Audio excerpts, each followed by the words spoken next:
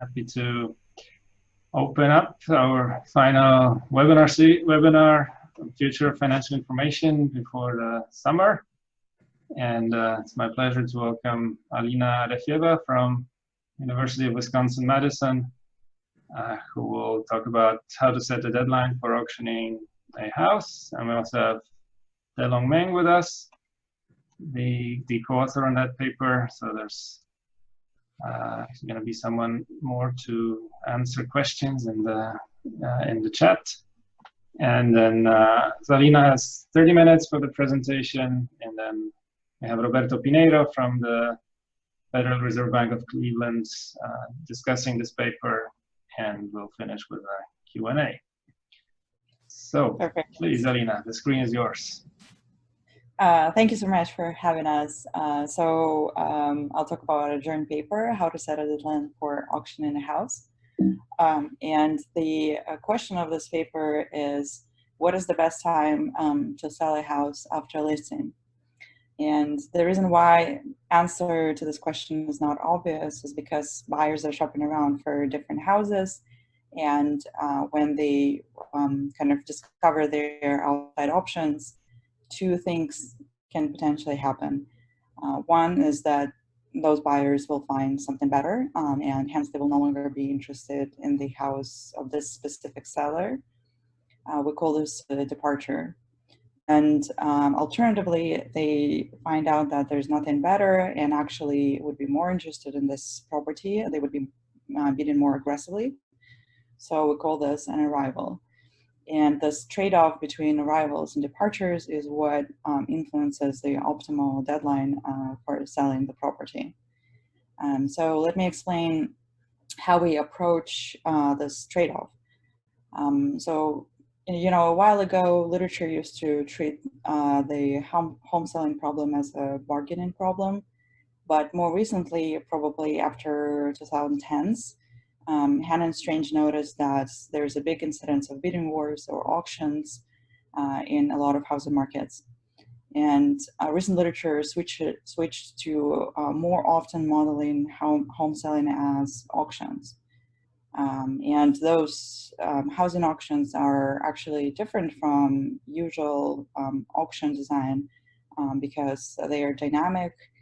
Buyers depart and arrive, and the seller is not only selecting the format of the auction, but also the duration, so the deadline for submitting offers. So here's an example of our question. So this is an actual property that was on the market. It came on the market on Thursday and had an over-review deadline here in the middle in the red. Hopefully you can see my pointer. It was in 16 hours and 31 minutes from when I was taking the screenshot. So the deadline was on Monday at 12 to submit offers to this property. So the question of our paper is, is this deadline on Monday at 12, is it an optimal deadline? But you could ask, well, why we study an optimal deadline, why we don't ask what is the optimal dynamic mechanism? Because the seller could be doing all sorts of things. The seller could set a high reservation price and then lower this reservation price so there are no interested buyers. Seller could be charging a participation fee as a way of screening for serious buyers, or seller could ask for a deposit and then give a discount to that buyer later in the auction. So actually what we find out is that the seller could avoid all these complications and just set a longer deadline. So we solve for the optimal dynamic mechanism in the paper and find out that this dynamic mechanism should be a combination of the optimal auction and a long deadline.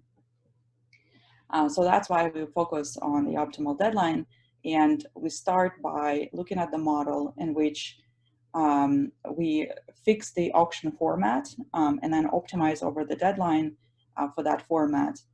We'll consider the optimal auction and second price auction, and I'll explain later how those are constructed. And then we'll look at the optimal dynamic mechanism as well. Here's a preview of results that I will go over today, and please refer to the paper for the optimal dynamic mechanism and some other extensions. This simple model that we're looking at, it has two periods. Period one is interpreted as having a shorter deadline, and period two as having a longer deadline. Or sometimes I will talk about disclosing information because buyers are learning about their outside options, and allowing the buyers to stay on the market for a little bit and discover other houses basically means allowing buyers to get more information. So this is a full information disclosure. And what we find is that the optimal deadline depends actually on the format that the seller decided to use. So with the optimal auction, the seller always chooses a longer deadline, or alternatively we say, allows buyers to explore other options and allow them to get full information.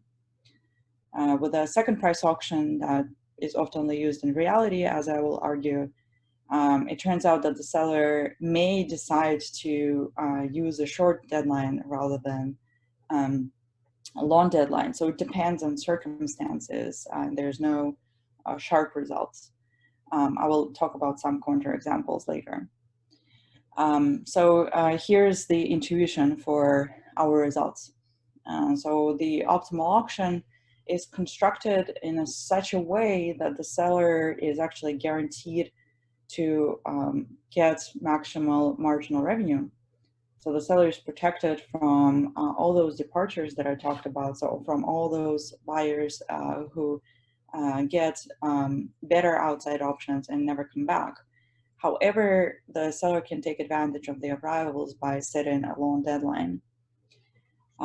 With a second price auction, that's not true. The maximum marginal revenue is not guaranteed. So hence, sometimes if the seller expects competition from other houses as captured by outside options, the seller may decide to have a short deadline instead. So let me go a little bit in details when I describe the model. As for the literature, let me just quickly mention that the literature is very small. There are only these three first papers that are listed here that look at the optimal auction timing. So the difference from the first paper for us is that we add ability for the seller to auction the house. And then from the second two, we add trade-off between arrivals and departures, and also look at consider asymmetric distribution of values of buyers. And then if I may have time to talk about difference from the second section, which is information disclosure and auctions. But if I don't, please take a look at the paper. Let me go into description of the model. As I said, model is pretty simple. We just have two periods. For this presentation, we have no discounting, but paper has some discussion of how discounting will affect our results. Then we have a seller who owns a house and her value is just normalized to 0. Buyers, they arrive in period 1. Then each buyer independently draws initial value VI, and these values can be potentially asymmetrically distributed. We do require that the inverse of the hazard rate is weakly decreasing, as in typical papers within the auction theory, to avoid ironing out of the marginal revenue functions. And between period 1 and period 2, VIs, so their initial values, stay the same. But what actually is changing is what we call outside options. So let me talk about them. So buyers have those outside options. In the first period, they're normalized to 0. But in the second period, there's this random variable lambda hat that shows what is the outside option for the buyer I. This lambda can be distributed by any distribution. I mean, we do need an expectation, so this expectation is known. but distributions could be potentially correlated, which is pretty cool, I think. Just for this presentation, what I will assume is that the innovation from period 1 to period 2 of this random variable, so epsilon, which is the difference between realization and expectation, will become common knowledge in period 2. And although this seems like a pretty serious assumption, what we show in the paper that this is without loss of generality, because if this is not common knowledge and actually is the private information of buyers, we could use what is called the handicap auction proposed by Iso to elicit this information from buyers and get the same revenue. So hence for this presentation, I just focus on the case when it becomes common knowledge for simplicity. Now let's talk about what are the house values for buyers. So as I said, there's this initial value VI, but there's also the outside option lambda hat. So the house value for the buyer will be the difference of those two. So say we look at period 1. In period 1, house value would be initial value minus expectation of the outside option. And then in period 2, we actually know what the outside option is. So hence the house value would be initial value minus realization, right? And we use this outside option and to interpret it as arrivals and departures. For example, let's say our outside option lambda hat is actually higher than the expectation, so our epsilon is positive. We interpret this as arrival of some unfavorable information of this about this house or comparison of this house with other houses in the market. So this would be a departure for us. Alternatively, when it's the other way around, that means that there's some favorable comparison. So this is an arrival where a buyer comes back and wants to bid more aggressively on the same property. So now how these arrivals and departures affect the seller. Of course, when there's unfavorable comparison of this house with other houses, in the first case, in the departure case, the seller would potentially prefer to set a deadline in period 1, so have a short deadline, because that it seems like it would be a higher revenue for the seller. Alternatively, when there's a favorable comparison, the seller prefers period 2. So there's a trade-off between arrivals and departures when the seller thinks about the optimal deadline or information disclosure policy. We look at this choice by first fixing the auction format and optimizing over the deadline. So the first thing that we consider is the optimal auction. Before I explain how the optimal auction is constructed, let me just briefly say that what we're trying to optimize over is this settlement mechanism, which in our case would be, for the static case, it would be selecting a period, then then the buyer would submit bids or messages, and then the seller has an allocation rule and the payment rule that depends on the bids and shows how to allocate the house and how much each buyer would pay. So in the paper, we say that the seller selects the selling mechanism and then commits to the selling mechanism, and that includes the deadline for submitting offers. So when I say that the seller submits, the buyers submit their bids, those bids can potentially depend, those bids depend on their values, but buyer doesn't submit directly their values. So this mechanism could be what is called indirect mechanism. So the seller just submits some bids that depend on their values. But what we know is that there's a revelation principle, which basically says that any outcome from any equilibrium of any mechanism can be replicated by a truthful equilibrium of some direct mechanism in which the buyers submit their values. So basically what we can do is look at direct mechanisms, including an optimal auction which has been found to be optimal in a static setting. So that's why when we look at optimal auction, we will ask buyers to submit values about their their house values. And in our setting, that means that they submit their initial values, because we can derive house values just based on initial values. So in period 1, it's going to be initial value minus expectation of the outside option. And in period 2, it's initial value minus the actual outside option that becomes the common knowledge, right? So now how the actual optimal auction works, we can represent using the problem of the monopolist. So there's this analogy between the problem of the seller in the auction and the problem of the monopolist. So you can think of probability of sale that depends on the house value H as being the quantity, and the bid as being the price. Then the profit is just the revenue, because there are no direct costs for the seller in our setting. And then we can just derive the marginal revenue that will depend on the house value here at the end.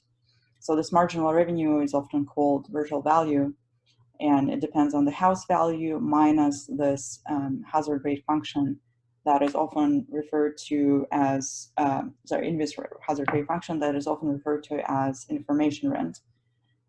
So this information rent is just capturing capturing some rent that the buyers receive, because they are the only agents in the system that know this private information about their values. So now, using this notation, the optimal auction is the following. So buyers submit their values, and then the seller calculates marginal revenue for each buyer. So as I said, it's going to be this house value minus information rent. And then the seller looks at all marginal revenues, and if maximum of marginal revenues is negative, the seller keeps the house. Otherwise, the seller selects the buyer with the highest marginal revenue and distributes the house to that buyer I. And as I mentioned, our focus is selecting the deadline. So let's look at how marginal revenues look in period 1 and period 2. So in period 1, marginal revenues depend on the expected outside option. So that's why we have expectation here. And then in period 2, we actually know realization of the outside option. So we use that for our marginal revenue then. Now we want to look at what is the seller's choice. So the seller could be selling the house in period 1 or period 2. So for period 1, as I said, he takes the maximum marginal revenue and also selects and also includes his marginal revenue, which is 0, and that's the expected revenue in period 1. In period 2, it's very similar, but the difference is that now everybody knows the outside options. So those epsilons that represent the difference of the realization of the outside option and the expectation also have, we also have to take expectation over them as well. So those are the expected revenues in period 1 and period 2. And our first striking result comes from comparison of those two. So what we see here is that we can just use the fact that maximum is a convex function and Jensen's inequality to show that it is always true that the seller prefers to run the auction in period 2. So that's our first result of the paper, that if the seller runs an optimal auction, it is optimal to postpone the auction to period 2, or alternatively, we can say that the seller chooses full information disclosure policy, where the seller allows buyers to learn as much information as possible about this house or other houses in the market. So that's pretty striking when we found this out. And a quick note that this result actually extends to the case when the seller is committed to sell. So when seller doesn't want to keep the house, which means that we do not include 0 as a marginal revenue for the house in this notation, So the seller is committed to actually selling off the property, and the same logic applies. So we can extend this result to that case as well. So now what is the intuition? So why we get this very striking result? So as I said, the optimal auction is constructed in such a way that the seller is guaranteed maximum marginal revenue, right? So that means that the seller is protected from those buyers that received better outside options. So she's protected from departures, but can capitalize on rivals. So waiting until the second period allows the seller to capture additional dispersion in values that arises from realization of the outside options. So that's why we get this very striking result. And some fun practical implications of this could be the following. So one thing that would be helpful for the sellers, I feel like, is providing as much information as possible during the sale, including providing the inspection report, maybe even beforehand, before the buyers make their offers, even if this inspection report includes unfavorable information. Another interesting implication is when to set a review deadline. So as I said, the seller would like to allow buyers to know their outside options or gather as much information about this house as possible, which in practice could mean that the seller needs to allow buyers to shop around for other houses over the open house weekend and set a deadline after that, after most viewings. For example, on Monday or Tuesday, after all open houses are done over the weekend, right? So that's some implications in terms of practical implementation of this. Let me actually skip this example. So for practice of the real estate auctions, let me just go over how real estate auctions are conducted in US and maybe Australia and Norway. So auctions or bidding wars are conducted pretty informally in US, and usually real estate agents facilitate the process. Usually buyers submit sale bids if there are multiple buyers, and it could go two ways. Either the buyers are incentivized to submit their best and final offers right away, or alternatively, they submit an offer that includes what we call an acceleration or escalation clause. So this clause is just like a separate piece of paper that you include with a purchase offer that says that if there's another actual buyer submitted an offer, a higher offer, that you would be willing to increase this offer by a certain amount until a ceiling cap if needed. So this is an example of one of my offers, an acceleration clause there, where I said that I'm going to be increasing the price by like $1,000 up to a certain amount if there's another offer that I can see from another actual buyer. So that's US. In some other countries, in Australia, in Europe, it's conducted a little bit differently. So this is Australia, where auctions are actually a fun public entertainment. So they're conducted on the lawn of the house, people gather around and see what are the results of this auction, and results are posted online actually after every weekend. So that's a lot of fun. So what happens there is that the seller's agent starts with some low starting bid, and usually the seller has some sort of secret reserve price in mind. And then buyers just literally cry out their offers on the lawn. And then if bids reach that secret reserve price, then the auctioneer, the agent, announces loudly that the house is on the market, which means that the house will be sold to the highest bidder today. And if that doesn't happen, the house is called to be passed in, which means that it's not sold during the live auction and will be up for sale later. And it's very typical for the seller to continue bargaining with the highest bidder on the house during the live auction, right? So in Norway, what happens is that the bids are actually submitted via text messages after all viewings are over, or phone calls, but text messages are more common. And you could be potentially spending, you know, 1 million NOK in a few seconds via a text message. So that should be a lot of fun. In other countries, the process is quite similar, but with some variation in institutional details. So all of this to say that the most typical practice for an auction is not this very complicated optimal auction that I described. The practice for conducting auctions is very similar to running an English ascending auction, where we just where buyers just submit increasing bids, and then the highest bidder wins and gets and pays that price.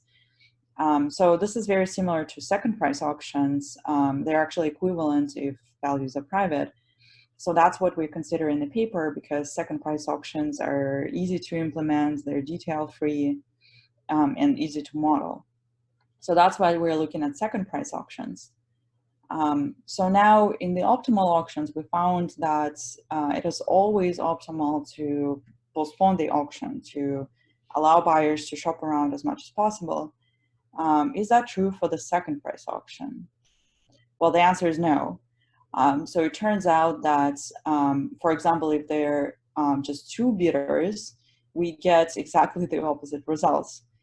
So with a second price auction, it is striking that you can get an optimality of a shorter deadline instead. So here's a very simple counterexample to show that. So there are just 2 bidders with uniformly distributed outside options from -1 to 1.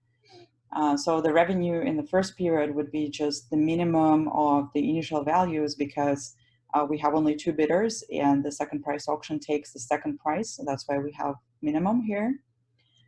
Similarly, for the second period, we have almost the same thing. The only difference is that now we know the outside options, so we incorporate that into the bids. And using the same argument with Jensen's inequality and concavity of the minimum, we derive the opposite result, that the seller should actually use first period or set a short deadline for auctioning the house. So this case is very interesting. This is a very knife-edge case, similar to the example used in Ward's paper on second price auctions. So you could ask, well, is this only one case when we have to set a short deadline? Is the case of 2 bidders very special? And the answer is no. So in the paper, we also have an example where there are more than 2 bidders, and the optimality of the long deadline is not as obvious. So it could go either way, depending on what the seller expects in terms of the competition in the second period. So let me skip that example just for now. And I want to explain the intuition of why we get seemingly contradicting results for the second price auction. So as I mentioned, for the optimal auction, the seller is guaranteed maximum marginal revenue. And that's not true for the second price auction, because that's not the optimal dynamic mechanism, right? It's not the optimal auction. Because of that, the seller could find herself in a situation where she may earn negative marginal revenue, especially if there's potentially a lot of competition in the second period as coming from these outside options. And because the seller could be expecting this very strict, very high competition, she may decide that selling with a shorter deadline, so faster, may be optimal for her. So that's why this logic doesn't apply, breaks down with the second price auction, because of this marginal revenue. So I think I'm maybe close to out of time. Michael, how are we looking in terms of time? Still have like at least 2 or 3 minutes. Okay, perfect. Let me just mention just one comparison because I think that's the only time I have.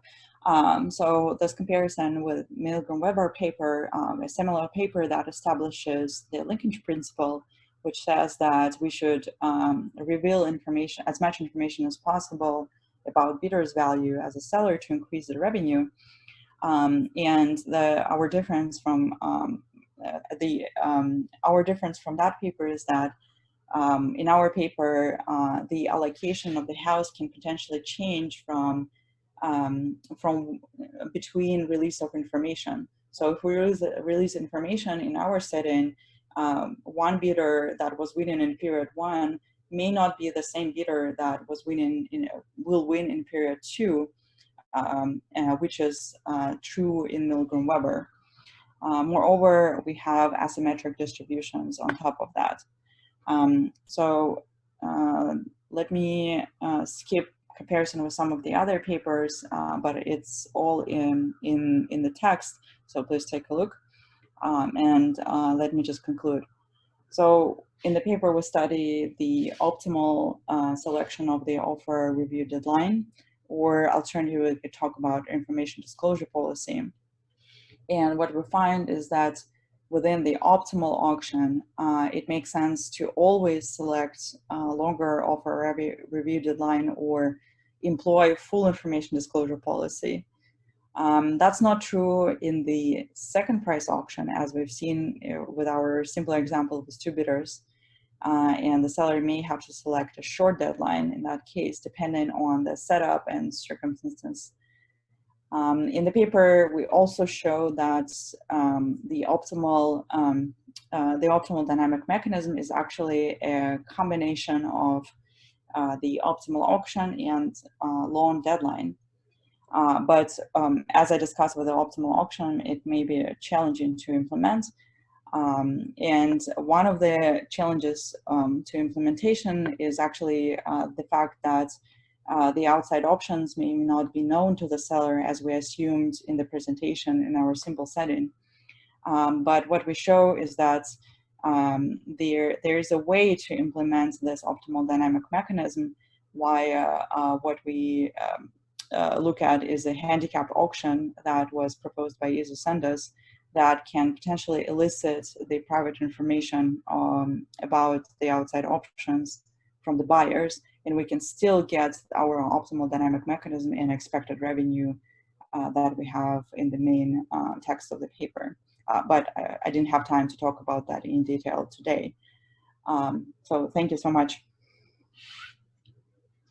Thank you very much, Alina. And now we turn over to Roberto Pinheiro for the discussion. So thank you for inviting me. This is a quite interesting paper. I really enjoyed reading it.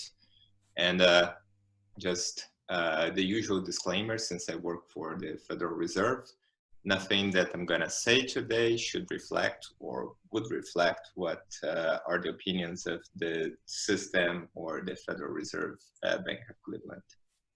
So in terms of the overview of the paper, Alina did a great job. So my work here is very easy in briefly describing. So Alina and DeLong have a very interesting and a very elegant model in which they are discussing this optimal timing for running an auction, and in which they simplify the setup in a very tractable way. So they consider just 2 periods. The potential buyers have private values, and they have this idea that these values evolve over time, and this idea that there is this outside options that are disclosed between period 1 and 2, and this creates this very interesting and new feature that has not been presented in the auction theory of these asymmetric distributions, right? And based on that, they have this really, really nice, and I highlight the one thing I really love about the paper is this this proof with the Jensen inequality that like they can show a very general result, and the proof is just a couple of lines. It's like as elegant as it can be. Okay. In terms, then they compare the results for the optimal auction against the second price auction, and they really rely on this equivalence between the second price auction to the English ascending auction, which is what they show is the most commonly used in real estate auctions. And they show that the result for the optimal auction may not be optimal there, right? And then Alina didn't have a lot of time to describe this, but in the paper there is a clear and a very methodical comparison of their results to the theoretical literature, right? And in particular, in terms of the optimality of the information disclosure, as Alina was mentioning, in comparing against Milgram-Weber, but there's also a discussion of like, what are the connection between revenue information rents and efficiency in their setup versus in the literature, okay? So it is a very interesting, it's a thought-provoking paper, right? As I said, it's very tractable. I do think the examples that they have are quite interesting, right? And the model is simple, and the examples are simple but not simplistic. To be actually fair, some of the examples it took me a while just to make sure, because things are cooked up in a way that like to make it very tractable, but then that also makes sometimes a little hard to follow. But as I usually say when I discuss a paper, I see the job of the discussant as trying to help the authors to kind of forecast what referee is gonna say. So because of that, you always have to be a bit annoying, right? So that my first main comment here is it's not clear to me who you guys are targeting, right? Like the paper has these two sides of it. One that's really like auction theory heavy. You guys compare your results against the auction theory key papers, right? But then all the motivation and so the paper is kind of half here, half there, half to like trying to convince people like in real estate and urban economics. So it's kind of like half of the time you guys are trying to convince Morris Davis and Gilles Duranton that they should care about this, and half of the time you're talking to Paul Milgram and saying, hey, you guys should actually care about this. So those guys don't hang out together, so you need to pick your battle here, right? So if you're actually gonna go really full real estate, I think there, or urban economics, there you need to allow for more messiness, right? That like allowing for the details and more realistic assumptions, even if that on the other side will make things not as elegant. You might actually have to go numerical or pick some functional forms, right? And so in that, I feel like the example is the paper by John Rust and Antonio Merlo and others, in which like ends up being very structural. You need to add a lot of things. And in particular here with Imagine Well, you need to add risk aversion. And one thing that's for this crowd, this idea of, oh, English auctions and second price auctions are equivalent in the case of private values, and second price auctions are very robust, they're very elegant. I don't think they're gonna cut, because they're gonna say, well, these values are still partially correlated, right? Like the valuation might impact how much you pay in taxes, what people expect the quality of the school is going to be in the future. You need to care about the resale value if you might need to sell that in the future. And then you might actually extract information from the bids from other potential buyers, right? And then if you allow for that, you break this equivalence, right? And then at that point, and as I'm gonna come back later, you need to be a little more careful there in terms of what you discuss about the English ascending auction. I kind of feel like you need to add more there, right? And in that sense, also think in terms of these outside options. Here, there's not much of a discussion about from where they come and how the decisions depend on them in terms of like what I have in mind in here is when you think in terms of these auctions and you think in terms of this market, there's a lot of this like stock and flow idea of search models. And in most of those cases, the idea of outside options, they might either influence your bargaining or your auction in this case, but it could also be just a decision, should I stay or should I go, right?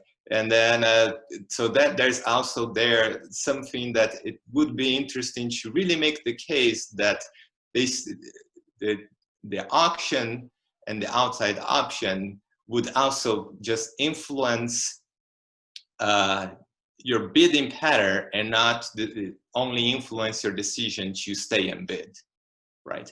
And then in that sense, you need a bit more discussion about from where these outside options come, right?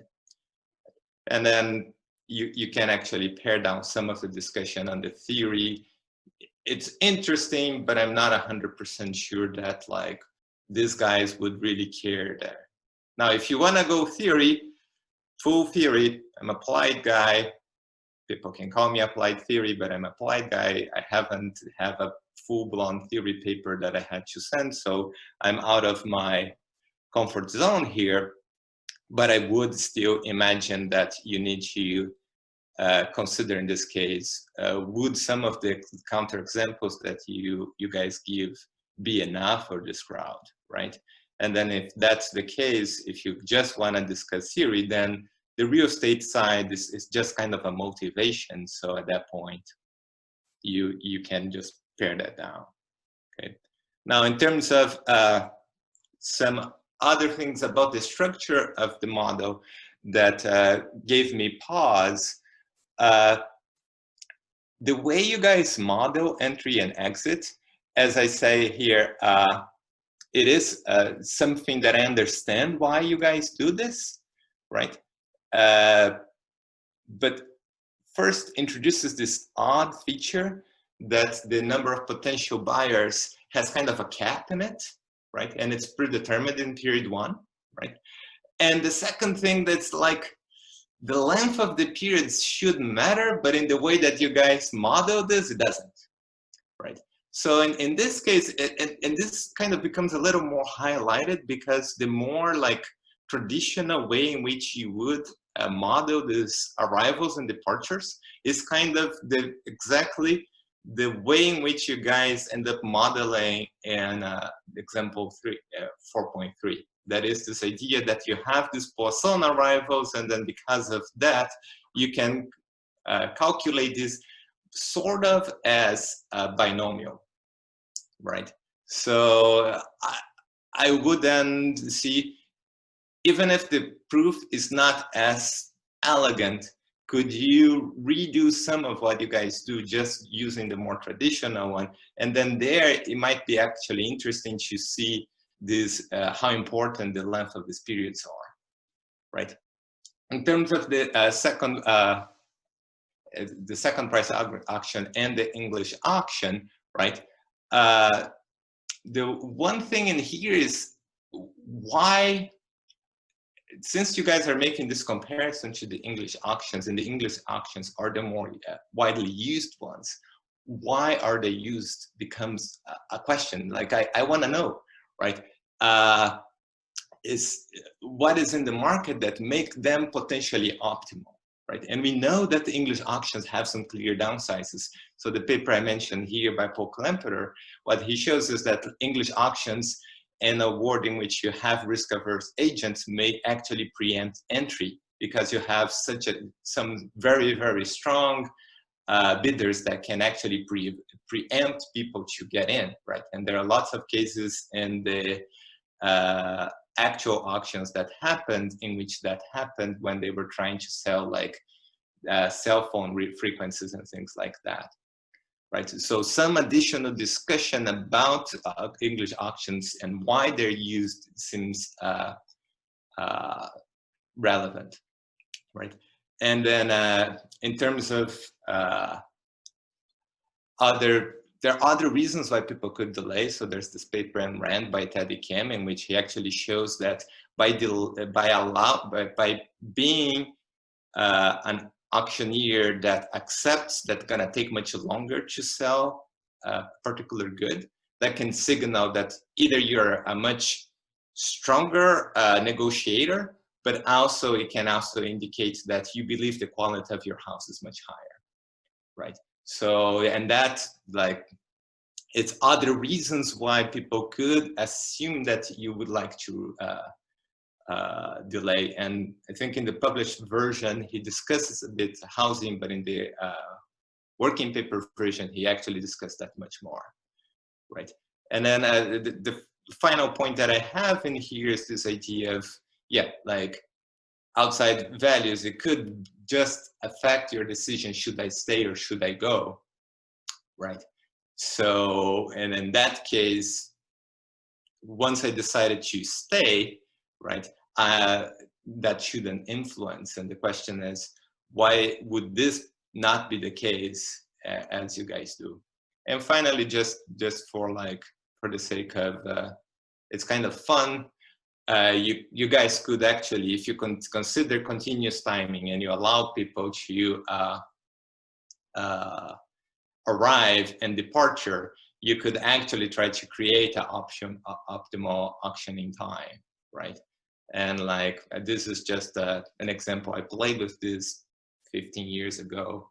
It was, but overall, I think I'm running out of time. So it's a very interesting paper. As I say, I just think you guys need to pick your battle, but apart from that, excellent job. So thank you. Thank you, Roberto, for the discussion.